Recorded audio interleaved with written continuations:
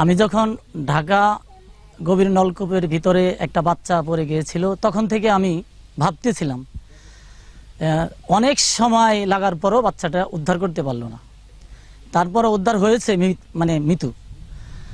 তারপর আরেকটা ঘটনা রাজশাহী তানোরে যখন ঘটলো, দীর্ঘ সময় অপেক্ষা করার পরও বাচ্চাটি উদ্ধার হইতেছিল না।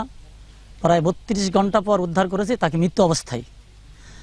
ওখান থেকে আমি চিন্তা করেছি, এত সময় কাটিয়ে একটা বাচ্চা উদ্ধার করলে বাচ্চা বেঁচে থাকার কোনো সম্ভাবনা নেই।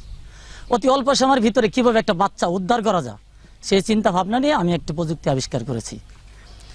আবিষ্কার করে দেখলাম যে অতি অল্প সময়ের ভিতরে একটা বাচ্চা অতি সহজে উদ্ধার করা সম্ভব। তখন আমি এই প্রযুক্তিটি আমি নিজে আবিষ্কার করে আমি পরীক্ষা চালিয়েছি। পরীক্ষা চালিয়ে দেখলাম এটা অতি অল্প সময়ের ভিতরে একটা বাচ্চা যত গভীরে নিচে যাক না কেন সম্ভব উঠানো।